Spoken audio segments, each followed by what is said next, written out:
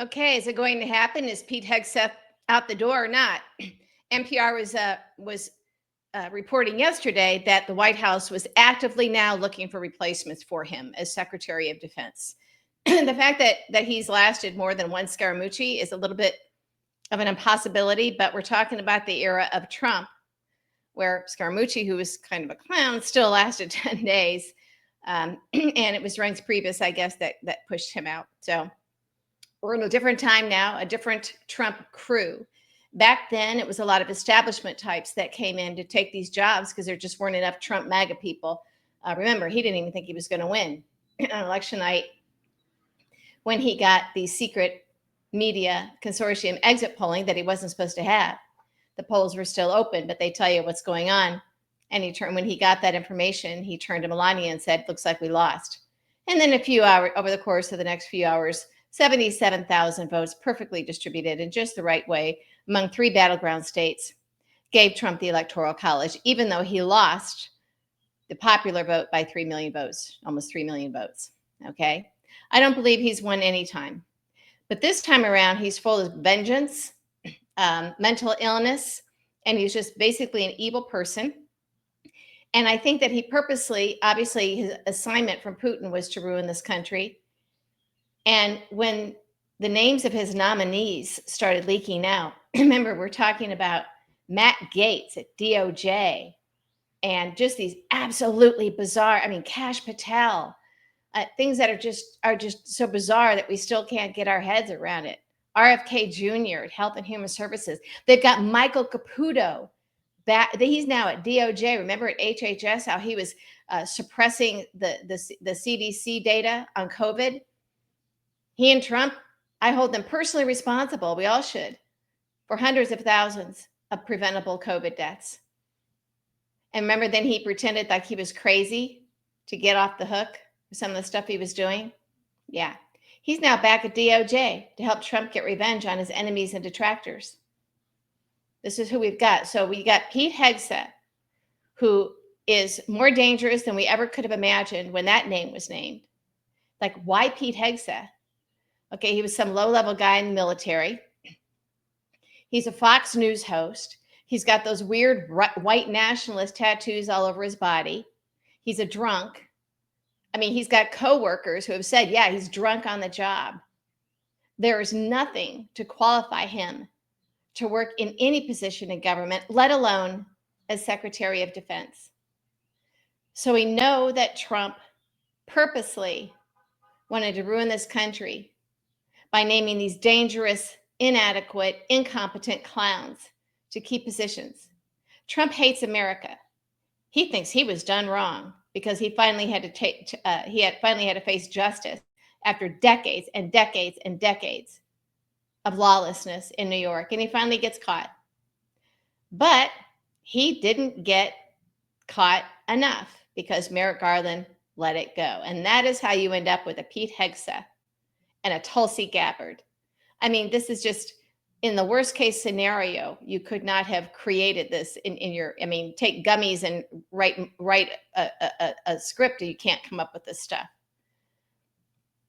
So Trump isn't just incompetent. He's not just misguided in that he thinks, oh, these are the people we want in government. Trump knows exactly how horrible they are. Signalgate was something that never should have happened, obviously. And Trump acted like I knew nothing about it. Well, when he had, his top choices, these people are illegally using Signal and then deleting he's at the head of the CIA using Signal, now deleting his chats. The people that are the highest ranking national security officials and law and legal justice officials are criminals. And they lied under oath to Congress, which means if things were working the way they were supposed to, they would be referred to DOJ for indictment. I think Democrats should try and do it, even though Republicans won't. But again, I keep talking about all we need is a few of these Republicans. And when the pressure starts building back home, because you guys are contacting your elected officials and you guys are going to the protests and you guys are getting involved because you realize that there's no cavalry coming to save us, that we are the cavalry, that does have an effect. And all we need is a small handful of Republicans in the House and Senate to listen to you. and to turn against Trump once they understand that he's looking to destroy the country. And I'm sure most of them know that, but they're afraid of him, as we know. So Pete Hegseth, we hear that they're looking to replace him. Usually when there's a leak like that comes out of the White House, these leaks are not done accidentally. They're done on purpose. And this is the signal to Pete Hegseth to, why don't you ease your way out on your own and choreograph your own exit, and we'll go along with it, and you can save face at least a little bit. Maybe they even negotiate him going back to Fox News. The one thing that Trump does is he kills careers, doesn't he? Sometimes by elevating people. Look what happened to Matt Gaetz. He couldn't even serve the congressional term that he'd been reelected to because it looked like, everything came to light, his crimes, and he was going to be Attorney General. Oh my God! Not that Pam Bondi is any better, but with Pete Hegseth, I don't know. I've heard reports that don't count on it. He's digging his heels in. So it could be that there's a split at the White House. There could be some people on the inside who at least have some degree of sanity, or at least they get their shot at a White House job that in any other administration they would never even have a chance at because they're incompetent. But at least they might want something to look relatively normal so that they can enjoy their time at the White House in the administration. And so it might be that crew, the still crazy, still traitors, still criminals and liars, but slightly less so. And they may want things to become relatively sane, so maybe it's easier for them to implement their agenda, or at least to not be in such an insane environment. So I think that that's what's happening, because then we hear reports yesterday, by the end of the day, oh, no, he's safe. He's not going anywhere. But NPR was talking to an official, a White House official, who was speaking because they weren't authorized to speak on the record. So I think that that's probably what's going on at the White House.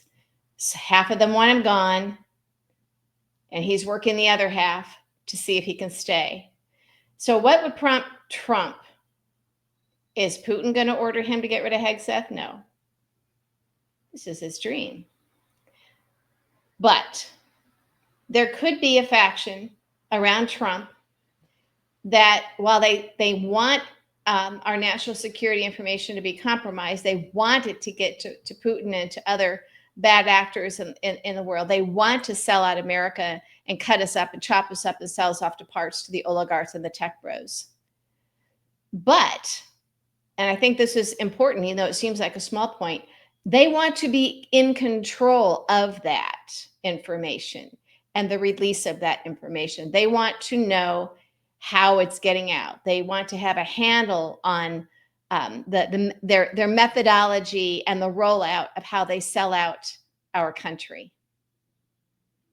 And with Hegseth just being a stupid idiot, talking to everybody on Signal, giving away secrets. Oh, this is where we're attacking Yemen, to his brother and his wife, and oh my Lord, and who else?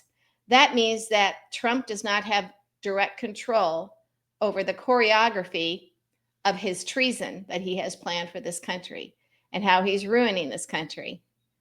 So I think that, ironically and sadly and tragically, and it might sound crazy in any other era, but we're talking about the era of Trump, so you have to get in this different mindset. That might be the thing that does Pete Hegseth in, that he's not doing treason and lawlessness and ruining our country in a methodical way that is working with all the other gears that Putin and Trump have in place to ruin this country, and Elon Musk. It's almost like he's freelancing his idiocy and his treason and his lawlessness. So if the faction in the White House that wants Pete Hegseth gone wins, who does Trump replace him with? Because I think that will be something that Trump and Putin and Elon Musk work out. I don't think that his chief of staff, Susan Wiles, whatever her name is, we never hear about her. I don't think that his family or his top advisors, to the degree that he has, and he may be Stephen Miller, but they're not going to have, it'll be Trump that comes up with some wild ass crazy name that's even worse than Pete Hegseth, if that's possible. And then it's just a matter of, okay, what does Pete do? Do they save face, and does Fox bring him back? I say yes. I say yes. They'll bring him back.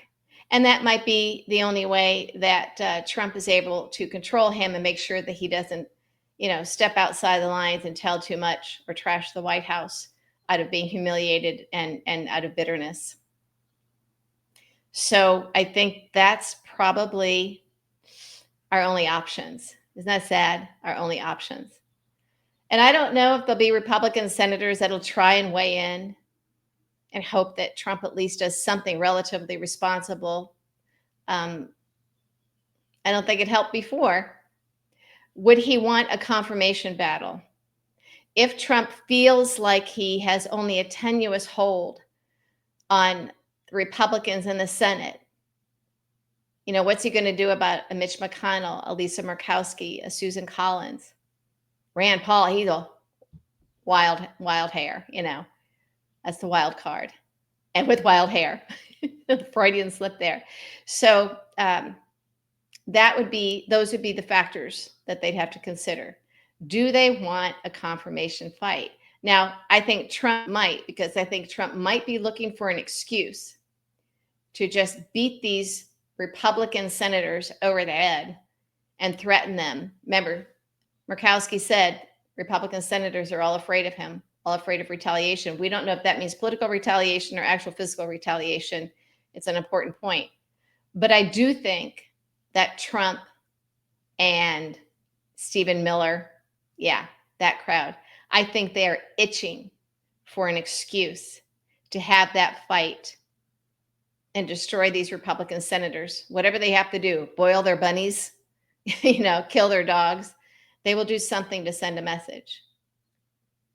Just like I think that whatever they've done to Lindsey Graham has nothing to do with his personal life. I think, maybe it does a little bit. I think his life has been threatened. I think they've done something and it's real. I think the same with Marco Rubio.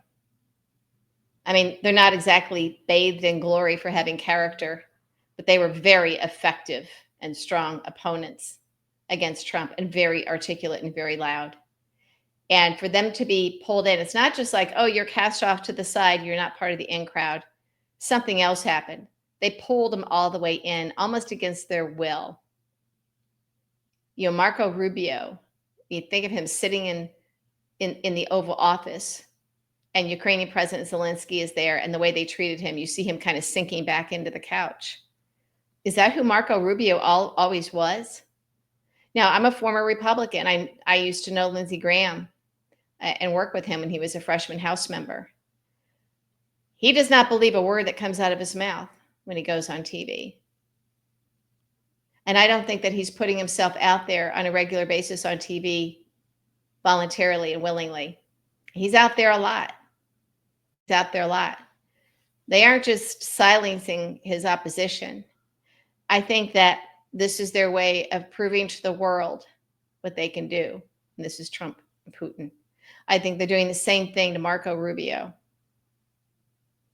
And we'll see what they do with Secretary of Defense. I'm almost hoping that they put somebody like that in that category, because I do think that there'll be a tipping point. And if Marco Rubio and Lindsey Graham and the like start feeling safer to do the right thing, that might be what saves us. So I'm watching this very, very closely, the Hegseth situation, not just because it's interesting. And of course, when something like this happens and you have a Secretary of Defense that clearly needs to go, I'm always looking at the behind the scenes machinations of this, because 30 years in DC taught me that, and being in politics longer than that. And by the way, I am getting ready to move back to DC here. I'm doing a slow move here for a couple of days. So back in the belly of the beast. And we'll be reporting from DC from now on.